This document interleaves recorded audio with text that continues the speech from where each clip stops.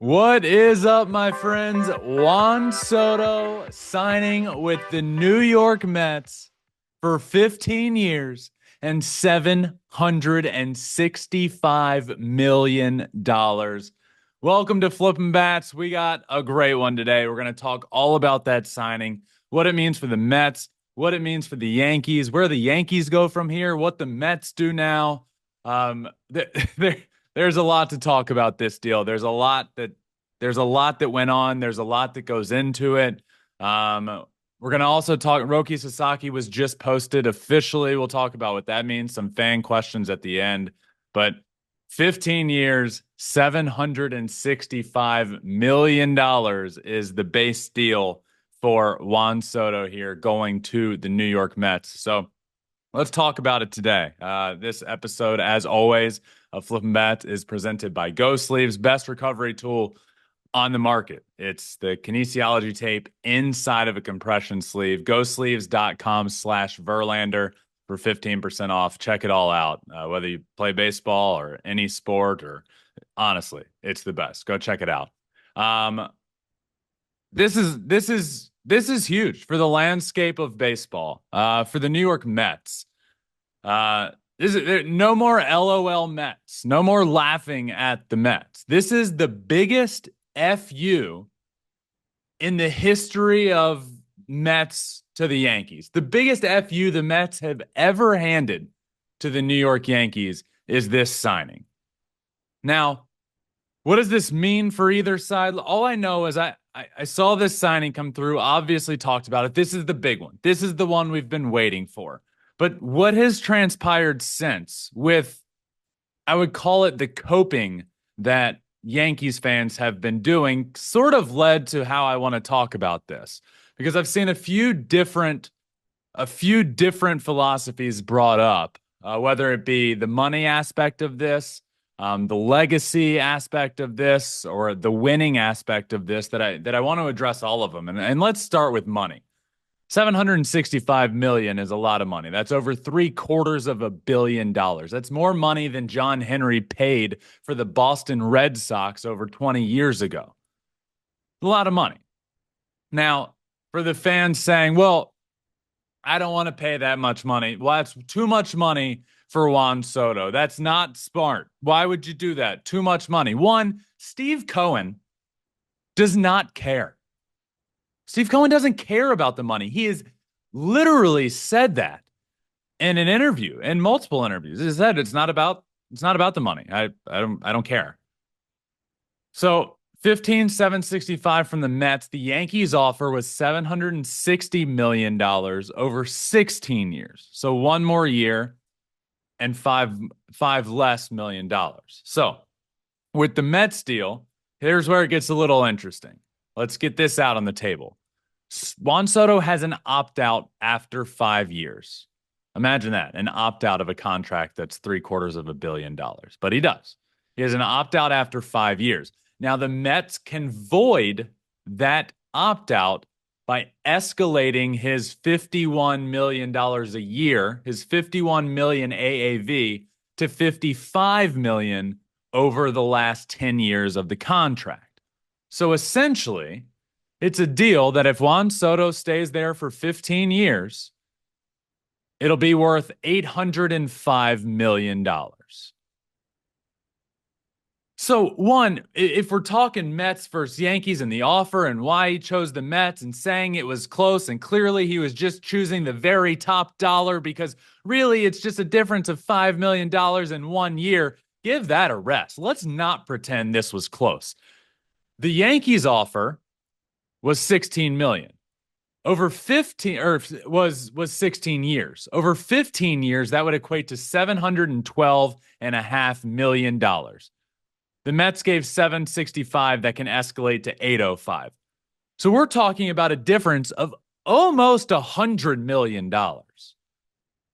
Definitely, it's the difference of $90 million over those 15 years to sign with the Mets over the Yankees. Let's not pretend these were close. The Yankees weren't in the same hemisphere with this offer, and they should absolutely be embarrassed by that. Hal Steinbrenner came out publicly and said, I know what our fan base wants. I know my job. I know what I need to do. You are the New York Yankees. You are a Steinbrenner, and you didn't get the job done. It's as simple as that. This was not all about money. To say this is all about money is absolutely ridiculous, and it's a lack of awareness of the situation at hand. One, the contract, not even close to the same amount of money. Two, there's a lot of other aspects at play that will show you that this wasn't just about money. Another one. You want to talk about legacy? Let's talk legacy. I'll give you that one, right? I'll give you the history of the Yankees. Those pinstripes mean more than the Mets pinstripes do right now. The Yankee pinstripes mean something. They mean something because of Babe Ruth and Lou Gehrig and Mickey Mantle and Yogi Berra and Derek Jeter, and the names go on and on and on. During the World Series, I went out to Monument Park, and it's just insane the names that just keep coming and coming and coming.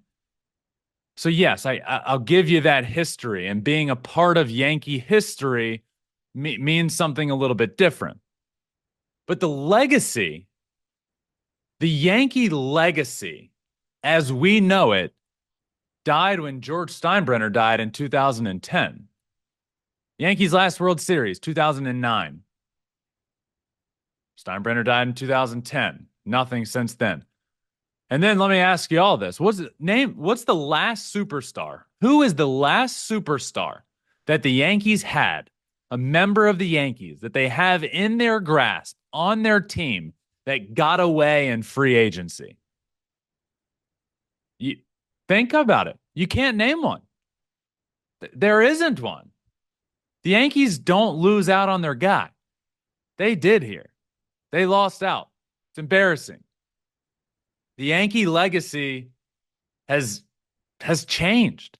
The Yankees are currently just another big market team. This current generation of stars, Juan Soto is 26 years old. This current generation of younger stars didn't watch the late 90s dynasty of the New York Yankees. That legacy, that history is just that. It's history. Long ago history isn't the same. You know, I grew up watching the late 90s Yankees. I grew up watching that 2001 World Series with the Yankees and the Diamondbacks. I very much so remember the 2009 World Series. So I remember those runs. And me growing up, I wouldn't classify myself as a Yankee fan, but you just know, like, being a Yankee and putting on those pinstripes just means something different. But what Steve Cohen is doing is he's shifting that. I'm not saying it's the case right now, but in this current pace, in this current direction, those pinstripes and queens are going to mean something in 10, 15, 20, 50, 100 years. Something a little bit different. And we can look back and say the shift took place between 2010 and 2022 or 3, whenever Cohen took over. When George Steinbrenner passed away, Yankees didn't win a World Series for question mark. It's been a decade and a half. How long is it going to be? We don't know. And then Steve Cohen comes in and says, I don't care about the money. I'm going to put the best team I can out there. I want to win a World Series with the New York Mets. That's what I want to do. He even said he considers this philanthropy. He wants to win a World Series with the Mets, multiple World Series. So that shift has happened. The big dog in Queens, the big dog in New York is not currently the New York Yankees. The Mets have been taking that from them more and more and more over the last couple of years. And this Juan Soto signing is the biggest one to date. So the Mets legacy isn't there yet of the Yankees. They need to win a World Series here in this stretch. They need to win a World Series before the Yankees, but you can feel that shift happening. And if you say you can't, you're lying to yourself. I think everybody but Yankees fans would say that. The Yankees these are just facts. The Yankees haven't won a World Series since 2009. They're losing their big free agent to the New York Mets. The Subway Series has started to shift to the Mets. The Mets are beating up on the Yankees. Steve Cohen has more money than Steinbrenner. He's spending more money than Steinbrenner. He doesn't care about the luxury tax. This is just the beginning of their signing. Now the work begins for Steve Cohen. It was, we got to sign Juan Soto. Now the work begins to build around him, and he knows that. So I understand the legacy of the Yankees. I just walked for an hour by myself before gates opened through Monument Park, taking videos, being in awe of Monument Park and the history that the Yankees have to offer. But it just feels like that is shifting. Juan Soto chose to play in Queens, and it wasn't just because of money. It wasn't. You want to talk about winning? You want to talk about the future? Let's talk about that as well. Another reason. Let's remember, Juan Soto, it was reported multiple times. Juan Soto was asking every team about their development department, about the development system that they have throughout the organization. If you think this is all about money, I can't say this enough. If you think this is all about money, it's a slap in the face to Juan Soto. It's being ignorant. It's not all about money. He wants to win. He obviously wanted to make money. That is very true. He literally kept saying throughout, I'm going to get to, it was a known thing he was going to get to free agency. He's a Scott Boras guy. You knew he was getting there, but he's asking everybody about their development. And I have said this multiple times, and people get mad at me for saying this, and I will keep doubling down on it. And I know maybe I'm in the minority here and this catches people off guard, but the place to win over the next 10 to 15 years isn't the Bronx, it's Queens. That's the place. The New York Mets will win more championships over the next decade to 2 decades than the New York Yankees will. And I will die on that hill. According to Bleacher Report's last rankings of farm systems, the New York Yankees are at 29th of 30. 29th system out of 30 teams. The Mets are at 15th and climbing quick because of the trades they made with Justin and Scherzer and bringing in all that young talent. So Juan Soto made a decision that the future was brighter for the New York Mets than for the New York Yankees. And I don't think you can argue with that. I don't. We've talked about the tough position that the Yankees are in with all of their money wrapped up in Aaron Judge, Garrett Cole, Giancarlo Stanton.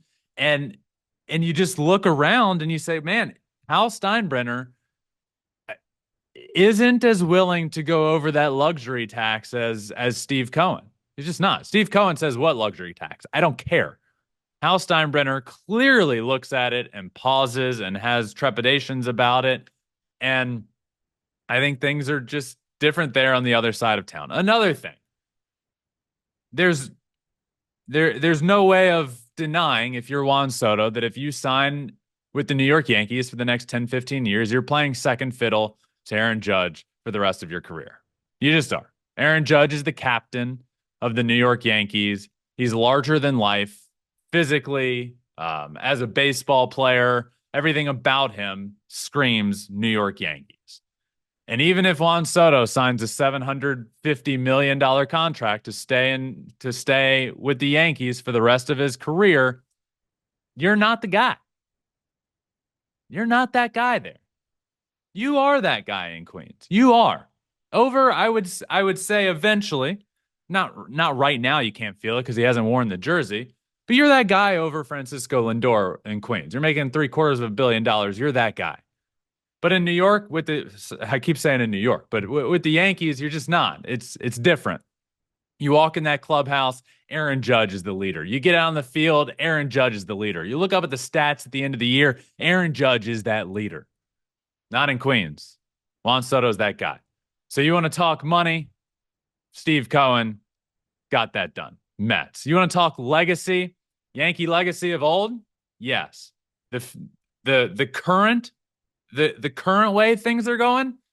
No, I think he could shape his legacy more so in Queens. If you go there, you win a World Series there, you win a World Series with the Yankees, that's Aaron Judge's team.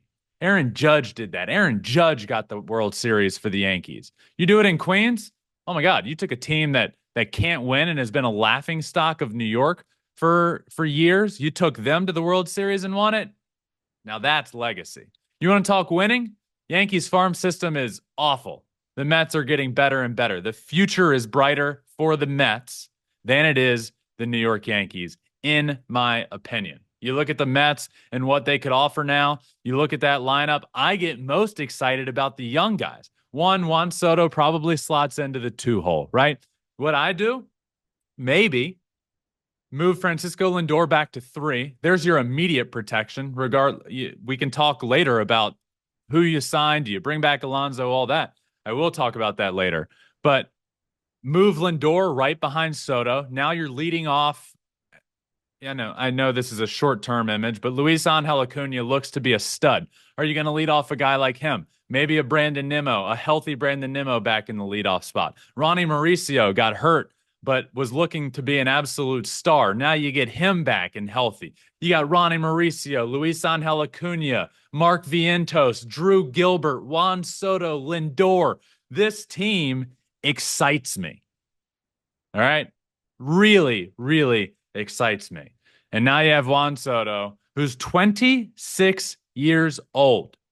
That's where this money comes from, right? You can say, wait, the largest contract in the history of sports, Juan Soto, $765 million, goes to a player that's not even the best player in that sport? How is this happening? Well, one, he's 26 years old. 26. Shohei Ohtani, not 26, right? A little bit older than that, about 5 years older. Pitcher and a hitter. Pitcher that has now had 2 elbow surgeries. One, Tommy John. The other, TBD on what it was, but an elbow surgery.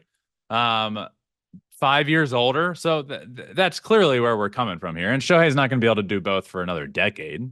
I hope he does, but probably not. Juan Soto, generational talent, 26 years old. In terms of OPS plus through an age 25 season, to say that his numbers are historic undersells what his numbers actually are. The top of that list, an OPS plus of 174, Mickey Mantle. This is OPS plus through age 25 season. An OPS plus of 172, Mike Trout. 167, Albert Pujols.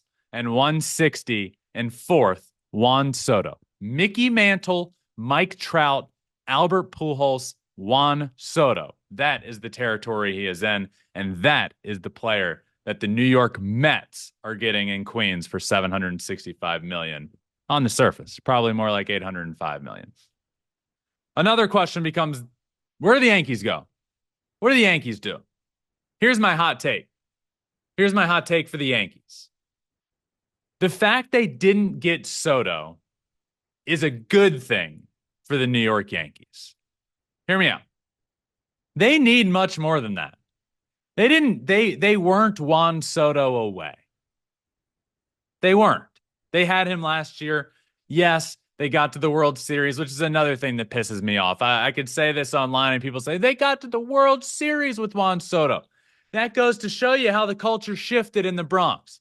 The Yankees I grew up watching, it wasn't, we got to the World Series. 2001, we got there. No. The Yankee way was winning championships. To say it was a success with Juan Soto because you got to the World Series by beating the AL Central is not the brag that you think it is. They need much more than Juan Soto. They need, in my opinion, and are better off getting multiple of Alex Bregman, Max Fried, Corbin Burns, Christian Walker, trading for Bellinger, Roki Sasaki, Anthony Santander, getting multiple of those guys. Go get Alex Bregman for third base. Go get Christian Walker at first base. Go get Burns or Max Fried, and then you're off and running. There you go. I love that. I would like that for them. That's the direction I think the Yankees go in with this $760 million that they offered. But the reason I say this is a good thing for them and not for the Mets is because Steve Cohen has no boundary. There is no salary cap. There is no luxury tax in Steve Cohen's mind. This is the beginning for Steve Cohen as spending. It would not be the beginning for the New York Yankees. If they signed Juan Soto, they would run it back with essentially the same team as last year. Maybe a few minor differences. Glaber's gone, like what? Obviously, a few minor differences, but essentially the same team. It's not going to work. I don't even think you get back to the World Series because you're going to have a tougher path, and they got their doors blown off by the Dodgers. They were the Yankees were not a World Series team. They weren't an AL champion, in my opinion. They did win the AL championship, but it wasn't a team that I thought was that great. I mean, they got exposed in the World Series. They need more. Obviously, Soto and Judge back to back was historically good and incredible to watch. But again, lying to yourself if you didn't see their ineptitude at times, their weaknesses at times. Defense atrocious, running the bases atrocious, depth in the lineup really not good. So my hot take, the Yankees are fine here. Take that Soto money and go spend it on Alex Bregman, Christian Walker, Max Fried, Corbin Burns, Roki Sasaki. Trade for Bellinger, get Santander, multiple of whatever it is that I just said. Get 3 of those, and then you go. I would like that for the Yankees. We'll see what happens in 2025. Now the offseason begins for them. Now the offseason really begins for a lot of teams. This was what's Soto going to do? Where's he going to sign? Then go from there. And now it just opens up a lot. It opens up so many different possibilities for every team. Things will start falling into place for other players, for other teams. Now I'm excited to see what the Yankees are going to do. But my hot take, this is okay for them. Maybe even better off for them. Now they can go get multiple guys. But what did the Juan Soto signing do for the rest of the league already?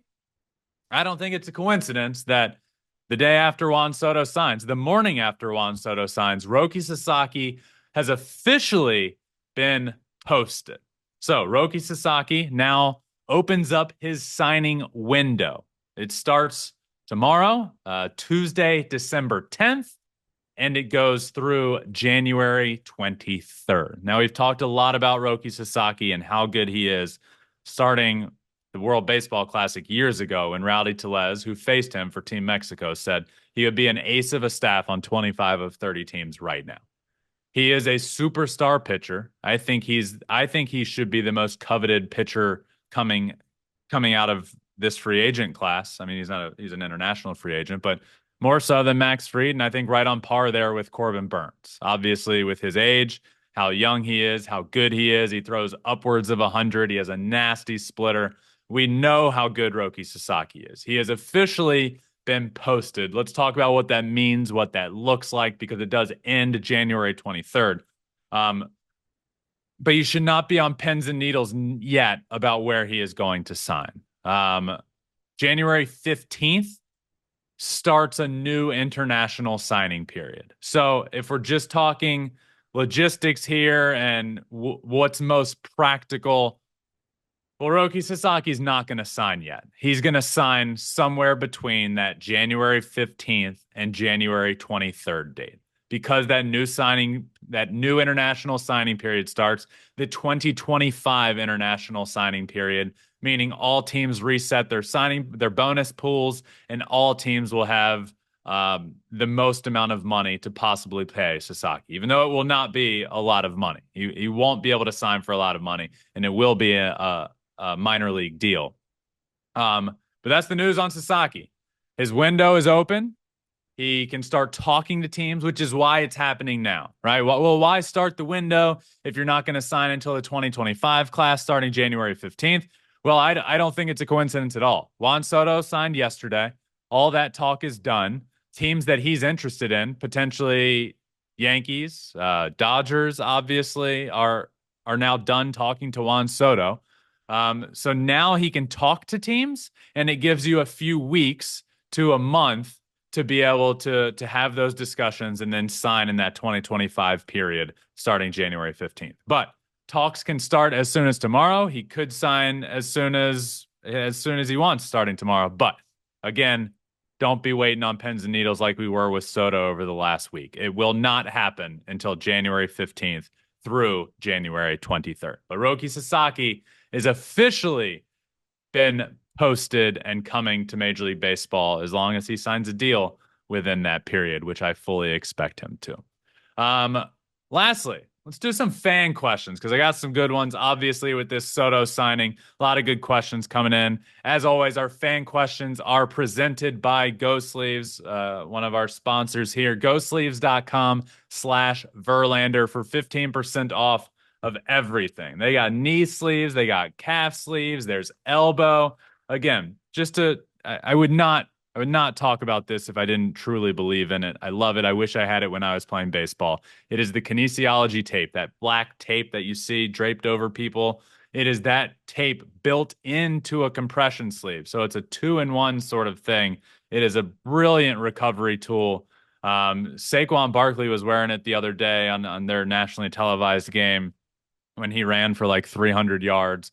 A bunch of the Niners wear them. They're getting into baseball as well, which I think they'll do huge there because of the elbow stuff. I wear it during golf and tennis. It's the best. GoSleeves.com/Verlander for the best recovery tool and preventative on the market. Some fan questions. Here we go. First up, this comes from V Twins 2008, who asks, do you think MLB needs to add a salary cap? A very fair and natural question to come up when you see this signing of $765 million. And my answer will be what it has continued to be over the last couple of years with these contracts getting bigger and bigger and bigger. Major League Baseball is the only major sport without a salary cap. And my answer will continue to be absolutely not. Not until it's proven that one is needed. And what do I need? What do I mean by that? We see what the Dodgers are doing in Los Angeles with their signings and their deferred money. By the way, no deferred dollars on Juan Soto's deal. Just Steve Cohen saying, I got 800 million for you. Here it is.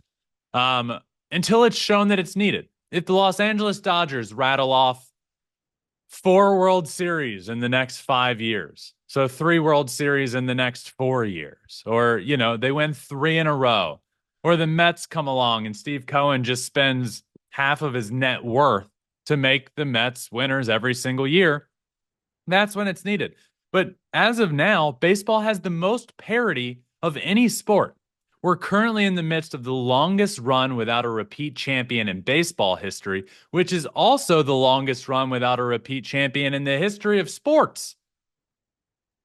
Until it's proven to be needed, I don't think a salary cap is needed. I think a salary floor is needed so teams like the White Sox can't continue to do what they're doing. Teams like the A's finally spending money on Luis Severino, by the way. The teams like the A's doing what they're doing. The Pirates doing what they're doing. A salary floor is needed. A salary floor is needed. The salary cap hasn't yet shown to be needed in baseball. Could it possibly? Sure. But until it's shown to be an important thing that needs to be done, I don't think it needs to. But we're not getting one without the other. Either side would not allow it. Players Union is not going to have a salary floor without the players union will never allow a salary cap. The owners will never allow a salary floor, and they're not going to happen without each other, meaning they're just not going to happen. It's just not. So, I mean, the Mets committed more money to Juan Soto, his $765 million. Mets committed more money to Juan Soto than the Pirates have committed to their entire payroll over the last 10 years. So yeah, salary floor, not a salary cap. Thank you for that question, V Twins. Next up comes from Daddy Demu. My good friend Daddy Demu. Where do the Yankees pivot? They clearly have the money, and you got to think they get insanely aggressive on multiple fronts now. Thank you for that question. And in my opinion, I'll say it again, this is a good thing for the Yankees because they weren't just Juan Soto away. The Yankees now pivot to Alex Bregman, Christian Walker, Anthony Santander, Max Fried, Corbin Burns, trading for Bellinger, Roki Sasaki. There's, in my opinion, 7, Pete Alonso's out there, 7, 8 great options and fits for them and you need to bring in at least 3 of them. That's where you pivot. And in my opinion, you're better off if you do that. You pivot to 3 or 4 of the big names out there that are available in free agency or that have come up in trade talks. And I think you'd be in good shape doing that. Juan Soto wouldn't have answered all their questions. It would have been back in the same boat as last year. And I don't think the team is good enough of getting back to the World Series again as is, or clearly good enough of winning the World Series. So go pivot, fix your corner infield spots, fix your rotation, add behind Garrett Cole. Boom. Next thing you know, you have 2 aces in your staff. You have a good lineup surrounding Aaron Judge. You just needed more pieces than Juan Soto. So thank you for that question. All right, last question comes from Congro Rock, who asks, will the Mets acquire any top arms?